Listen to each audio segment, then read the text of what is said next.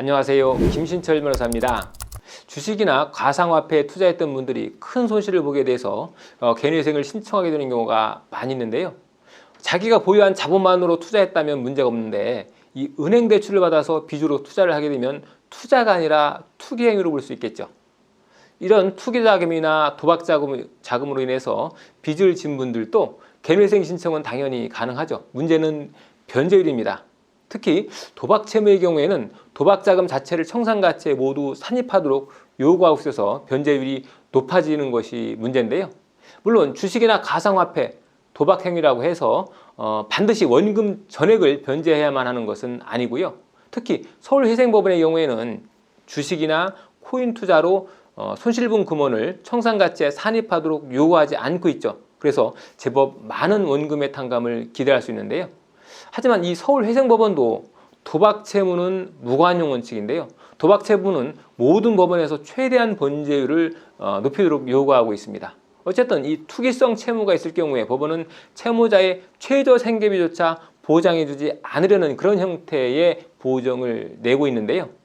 예를 들어서 1인 가구 최저 생계비가 125만 원 정도인데 법원에서 이거보다 못하는 100만 원 정도의 생계비를 인정해주고 나머지를 전부 변제하는 데 사용하라 하는 그런 요구를 하기도 하는 거죠.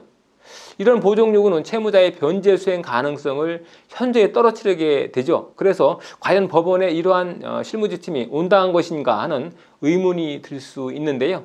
하지만 다른 한편으로 보면 빚을 내서 투기하는 이런 사회적 풍토를 막기 위해서 어느 정도 채무자에게 변제의 부담을 지운다고 하는 그런 법원의 취지도 이해가는 면이 있죠. 구독자분들 중에 어떤 분들은 성실히 빚 갚으면 바보가 되는 세상이네요. 뭐 이런 댓글을 남기시는 경우도 있는데요. 법원에서도 빚을 내어서 도박을 쉽게 하지 못하도록 하기 위한 최소한의 장치로 인식하는 거죠. 그래서 법원에서는 가급적 도박의 경우에는 변제율을 높이려고 하는 겁니다. 어쨌든 대출금 전부를 도박이나 주식 투자로 탕진했다면 법원은 무관용 원칙을 적용할 확률이 매우 높은데요. 이런 분들은 원금을 전액 상환해야만 결정을 받게 될 가능성이 높죠.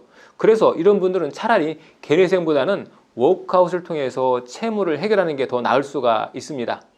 개인회생은 최장 기간이 5년이죠. 그렇기 때문에 5년 안에 원금을 전부 갚으려면 최저 생계비조차 보장받지 못할 확률이 있죠. 하지만 워크아웃은 8년을 기본기간으로 하고 있죠. 그래서 변제 기간이 더 길기 때문에 매달 납부하는 변제금이 개인회생보다 더 적을 수가 있습니다. 물론 이 워크아웃을 신청할 때 자격 조건이 되기 위해서는 채무자가 3개월 이상 대출금을 연체시켜야 되죠. 문제는 이 연체 기간 동안 채무자가 굉장히 큰 스트레스와 압박을 받는다는 거죠. 그리고 심지어 급여나 통장에 압류를 당하게 된다는 건데요. 그래서 애초에 워크아웃을 목적으로 개인회생을 신청하는 분들도 있는데요. 자, 이 개인회생을 신청하면 곧바로 금지 명령이 발령이 되죠. 그렇기 때문에 연체되는 동안 채권자로부터 받게 되는 독촉이나 압류 같은 집행 걱정을 하지 않아도 되기 때문이죠. 자, 이렇게 개인회생 절차를 통해서 연체를 시킨 다음에 수개월 이후에 워크아웃으로 갈아타는 분들도 있는데요.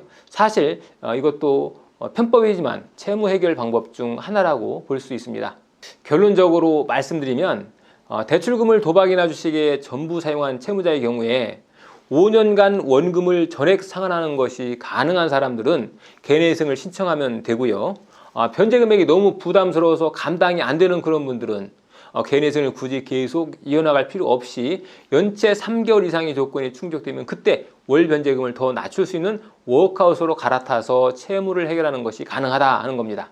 김신철 변호사였습니다. 감사합니다.